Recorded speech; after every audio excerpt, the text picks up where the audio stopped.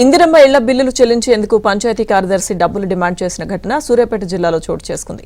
పాలకేడు మండలం జాన్పహాడ్ గ్రామానికి ఇందిరమ్మ ఇల్లు పైలట్ ప్రాజెక్టు కింద ఎంపిక చేసి 157 ఇళ్లను మంజూరు చేశారు. ఒక్కో ఇందిరమ్మ ఇల్లు బిల్లు చెల్లించేందుకు పంచాయతీ కార్యదర్శి ఎంజమూరి వెంకయ్య 20,000 నుంచి 30,000 డిమాండ్ చేశాడు. ఓ లబ్ధిదారుడు 15,000 చెల్లించే విషయంలో పంచాయతీ కార్యదర్శితో మాట్లాడిన ఆడియో వెలుగులోకి వచ్చింది. దీంతో జిల్లా కలెక్టర్ తేజస్ నందలాల్ పంచాయతీ కార్యదర్శిని డిపిఓ కార్యాలయానికి అటాచ్ చేస్తూ ఆదేశాలు జారీ చేశారు. నమస్తే సార్. అదే అమౌంట్ అన్నారు కదా, కలిపి ఇక మళ్ళీ అడిగేది ఉండదు.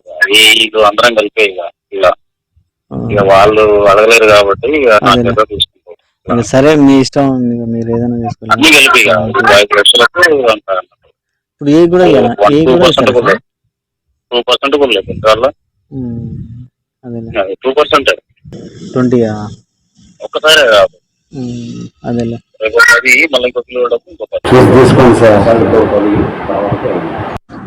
సార్ వస్తున్నది, మా ఏమైనా ఎక్కించుకొని వస్తున్నాం సార్. డబ్బులు ఏరే మా అన్న వాళ్ళ ఇంటికాడ పెట్టినా, మా ఇల్లు పులకు పెట్టినాగా.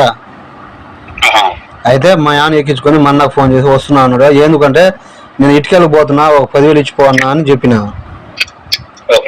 అవి తీసుకొని నీ కాడికి వస్తా సార్. సార్ దయచేసి నా బిల్లు అయితే ఆపకండి సార్, నీకు దండమైన. సరే సార్, ఇప్పుడు ఒక 10 తర్వాత ఒక 5 సార్. సరే సార్.